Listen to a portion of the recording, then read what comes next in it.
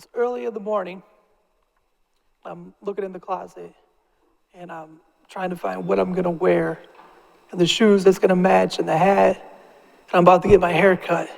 And I'm excited. I'm excited because I'm about to celebrate an accomplishment of my music project with my group. And, uh, and I'm just like, wow, the high energy and just trying to make sure everything is so perfect for that day. And I get in the car and I go pick up one of my roommates, also my band member of my group, and we're ready to celebrate a victory of a hard work of making a music project. And when we get to my house, there's people that I know and there's people that I don't know. And everybody's like, hey, congratulations. And, some people are acting like they're your friends. You've never seen them before, but they're smiling in your face like they are. And I go inside the house and, the excitement, the DJ's there, and just the high energy. And I'm talking to my girlfriend at the time. And then all of a sudden just go, I'm going to go outside and check the parking lot. I usually, on my parties, the party was frequent, but I never really went outside. I always stayed inside. And I went outside to check the parking lot. So I'm out there and I'm making sure nobody's in my neighbor's yards and everything's real smooth and everything's peaceful out here. And everybody's like, man, this is a great party. And I'm just having so much fun. And I'm like, yeah, I'm at the top of my level of my life, just the most exciting times. And I go back and I'm by the steps. And I'm facing the house. And my girlfriend comes out. There's a couple of people on the porch. And I'm talking to her. Then before you know it, somebody pulls a gun and starts shooting. Bang, bang, bang, bang, bang, bang, bang, bang. I instantly dropped to the ground. In fact, I didn't even have time to even think about what was happening. I lost the ability to move right away from the neck down. And then I wasn't even able to breathe on my own. I was struggling. And at the same time, mass hysteria was going. People were screaming, and someone's been shot, or Eric's been shot. And I'm looking up at the sky, and I'm in and out of consciousness. I'm holding on. And the only thing I got is just my soul. And I'm like, man, I didn't want to leave yet. I had so many dreams, so many things I wanted to accomplish, but at the same time, I couldn't do anything. I was unable to move. I was unable to scream. I was unable to even cry for help. And I had friends that were there, and I had entourage, and I had people there at the party. And instead of them coming to help and my aid, they just left. They just bolted. They just said, I got to help myself. I need to be there for myself. Only a select few stayed by my side.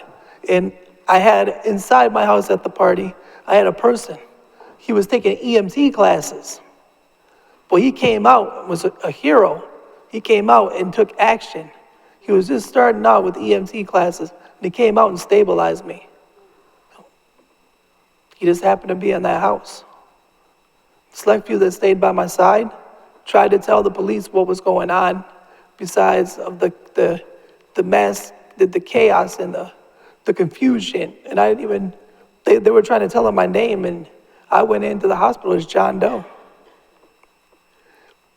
Next thing you know, I'm in the hospital, getting 4 screws in my skull. They had to put a halo around my head. It's this big metal circle with these bars that go down to your waist. My head was like in a cage. It felt like I was in a dentist chair when I had a cavity getting a tooth filled. It hurt. But at the same time, I've been through so much pain right now that you could just roll me over with anything. I was numb. That's how much pain I had. I was feeling numb. And then they're putting tubes down my throat and my nose, because I have to have a machine now to breathe for me. I'm on life support. I'm unable to talk. I'm unable to move. Next thing you know, I wake up. Got my mom, my stepdad, and my dad and stepmom. They're letting me know what's going on. And I knew that it wasn't just going to be my life that was affected. Everybody's life was affected.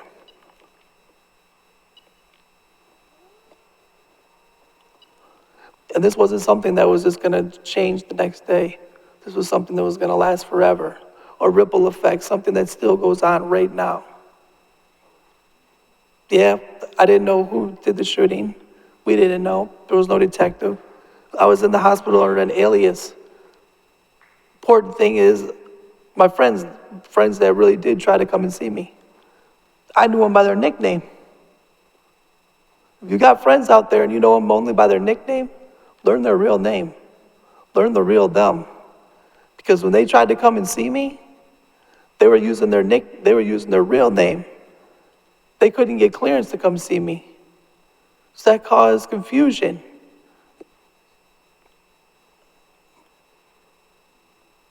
I could only communicate at that time with eye blinks. Blink once for yes, twice for no. At the same time, I started learning how to communicate with tongue clicks. That was my form of communication. I wasn't even eating at the moment. Eventually, I started to be able to eat food, and then they put a trach in me. They took the tubes out, they cut your throat, they put a tracheotomy in, which is basically the same thing, except now it's saying, this box, this is permanent for you. This is what's gonna make you, this is what's gonna have you breathe. You're gonna rely on this box for life support, for breath, for your life, every single second. I'm in the local hospital. Where do we go from there? There's no book. There's nobody that has answers. Everybody's trying to figure everything out. Nobody knows who did the shooting, but at the same time, we got to get me stable. That's the number one process. Rehab is the next step, is what we heard. My parents go out and search for the best rehab place. They didn't take vent patients. That's what it was called then. Found a place called Craig Hospital. They specialize in getting people off the ventilator. I didn't want to go. I didn't want to leave Michigan. I wanted to stay right there. But sometimes you have to do things that you don't want to do. And when you do them, you find out that they're the best decision that you could have ever made. When I went to Craig Hospital, it was boot camp. It was learn your new life. Learn how to teach people how to take care of you. Learn the new you. At the same time, we're gonna help you get off that ventilator. It's not gonna be easy, and we're not gonna guarantee it, but we're gonna work at it. You're gonna have to work at it too. Every morning I got up, got bathed by my caregivers, went to physical therapy, worked on my body, then went to occupational therapy, worked on the upper half, didn't stop there, get a little lunch, back to class, learning about skin preparation and, your new self and the weather and everything. It was tough. I was away from Michigan. I was away from people.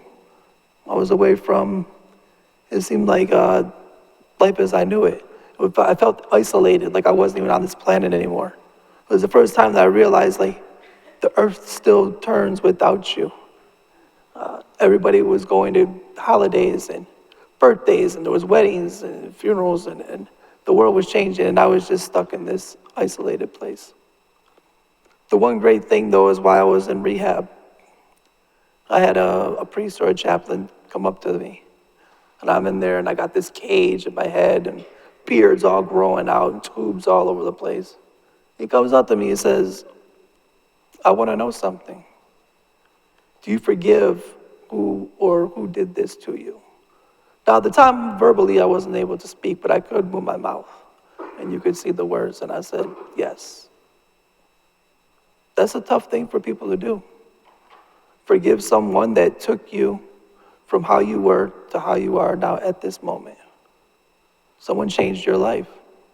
A lot of people couldn't forgive. I know people that are still around me that still are bitter about it, and it's not even them. But I did, and I'll tell you, the life changed from there. I took the best door, and my life has been blessed ever since. Ever since, and I changed so much. Before you know it, the halo was coming off. Before you know it, I was able to speak when they took the ventilator down a couple times.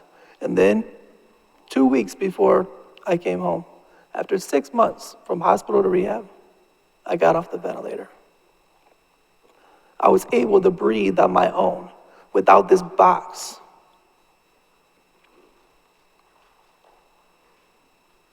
I'm almost on my way home. I go back to my mom and my stepdad. My stepdad built a ramp for me. If I didn't have that, I would end up in a nursing home and probably would not be talking to you on this stage right now. It's just the facts. What do we do now?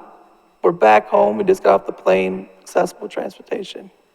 Went from hospital staff of 1,000 people to now just down to 3 to 4 people, and we're trying to do everything so perfect, and while we're doing everything so wrong. Everything we ever learned and trained, and while they were in the rehab. Like, is this how to do this? Is this where the pillow goes? Is this how you got to turn your body? Is this how you sit in the chair? It's like, wow, we're trying to be so right instead of just being just calm and learning what we were trained to do. And making some mistakes and just saying, hey, we'll do it right the next time. Now I'm back home. I could just lay in bed. I could have not have done a thing at all. Could have just laid there and the Medicaid would just pay for people to come in, take care of me. That's not something I wanted to do. That's not something I was going to do. In fact, I survived from somebody almost trying to kill me. I'm living. A lot of people don't survive. There's a lot of people out there that wish they could see their brother, their sister, their aunt, their uncle, their mother, their father that died from violence. Not just violence, but just wish that they could see their loved ones again. You have life. You have to live it. You survived. Instantly, I went back to school. Tried to kind of go back to the same stuff I was doing before. Kind of brushed it off. It's just a shooting. That's okay. I'll get back to the life I was doing. Yeah, I'm not able to move, but I'll get back to it. Went back to college. Stayed with the music. I wasn't taking photography at that time. I ended up taking business classes, whatever I could take. Tried to start a record label. It worked okay for a minute. I finally met this place called Disability Network. My mom just happened to be going to a conference. I meet this guy, Mr. Zelli. I didn't even have accessible transportation at that time. Getting transferred from the passenger of my mom's car into a manual chair. And I go there and then Mr. Zelli says, you may not believe this, but you're gonna be able to accomplish whatever you want. Just get involved. Just get involved. Understand, get involved and advocate. And if you can testify and tell your story, we'll get you there. And I believed him. Next thing you know, I go home, and instead of just from my mom, my stepdad, my dad, stepmom, my friend, girlfriend at that time, helping me, I ended up getting on a self-determination living arrangement. My life became a business. I was now able to do interviews and hire people and direct and supervise and manage people to take care of me, how I wanted to be taken care of. From that, I gained independence. Here I am. I'm independent. Still living at home with my mom, my stepdad, but that's gonna change. We're gonna learn how to move back out on my own.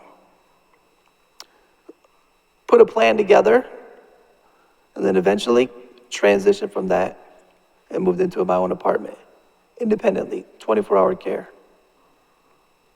Did we have ups and downs? Oh yeah. Did we have setbacks? Sure did. But we were moving forward and we were growing. And I was still feeling that independence. I started writing for an entertainment newspaper. I know you say, Eric, you don't write. You're not moving your arms. I use voice recognition software to do all my typing. That's how I type. I use Dragon. The paper lasted for so long, and then it closed. So I was trying to figure out, what am I going to do? What am I going to do? Started doing some mentoring. That lasted for so long. Stayed advocating the whole time. testified all the way from Washington, D.C. to Lansing. Anytime that they were going to make cuts to Medicaid or put people in nursing homes or take independence away from people, I was there. I was there for the fight. I was there for the awareness. I was there making sure, no, everybody has the right to have the best quality of life. Everybody has the right to live freely, freedom and independence. Before you know it, I'm in the apartment. Mentoring's done. I opened up an internet radio station, back to the music. Worked out for a little bit. But then I went back to one of my original dreams. Original dream when I was growing up. I wanted to have my own apparel line. I wanted to be able to make shirts or something that had words with meaning. Things that meant something. When I was growing up as a kid, I used to wear shirts inside out because people like Adidas and Nike didn't pay me to wear them.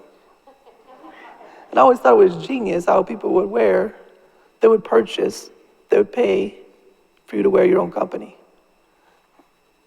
So I met a person named Cheryl Osborne, and we developed a business plan. And this business plan was going to open up a lot of doors, and it was going to accomplish a lot of dreams and goals that I've been set forth for 30 plus years. And we wrote the plan, and I let people read it, got the feedback, and rewrote it. I think we wrote it like 5 or 6 times. Eventually, found an investor that didn't just want to invest, but wanted to be a business partner. Started the company, Easy Awareness by Design. And from Easy Awareness by Design, we got brands. And one of the brands was called Inspire. And Inspire just didn't start by just saying, we're going to put it on a shirt. Inspire started because when I told my story, that was the one word that always stuck with me. Always. When I wore it, when I went to go speak, I saw the impact. I saw the spark in people's eyes that they wanted to do something. They wanted to be the best. Something came within that they wanted to be the best. They wanted to go out and do something. So from there, Inspire became marketable, became a lifestyle, became a movement, it became self-helping people. And then Inspire Friday started. And I started seeing my dreams and idea take off globally. And now a lot of people wear it. And it means something to them. They give it as gifts. It helps them. People take it in chemo. However it is, it's been one of the most eye-opening, beautifulest thing. One of my famous quotes that I've said is, I never knew how powerful one word could be till I wore it on a shirt. And that's true. That's very true. As you can see, my friend Lil Sparks just came out here with me. I'm going to perform for you. That's what it's going to, I was a hip hop artist. I'm still a hip hop artist. I've been working on an album through the D-Man Foundation, and this is one of the artists from the D-Man Foundation, and I asked him to come out and share the stage with me. The true leader will share the stage.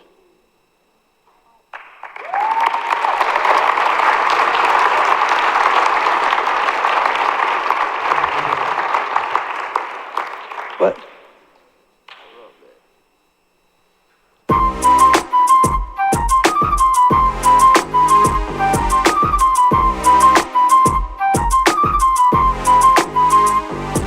I'm a D-man.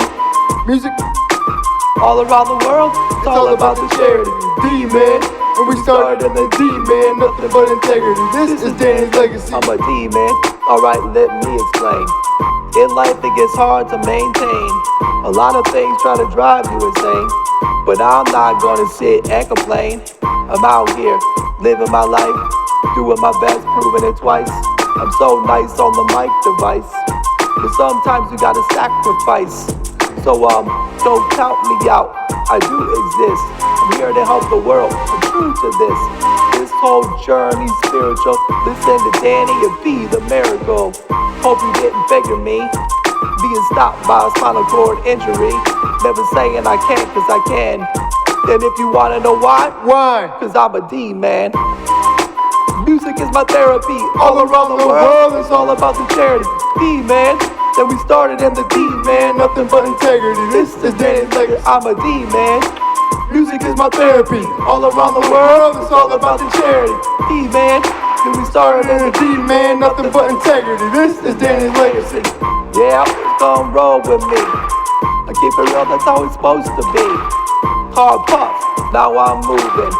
Hard step, backwards cruising. Yep, I'm not losing. Big business, no confusion. You can read the sign. Easy awareness by design.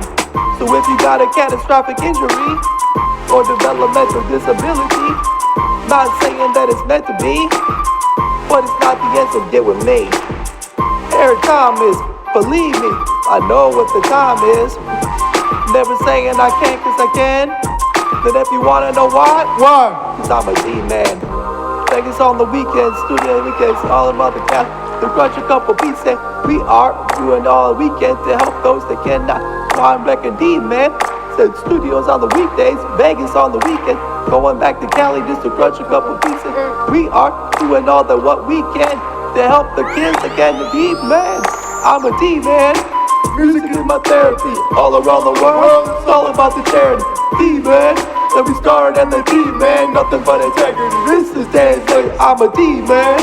Music is my therapy. All around the world, it's all about the charity. D-man. And we started in the D-man. Nothing but integrity. This is Dan's legacy. Thank you, Flint, Michigan. #Inspired.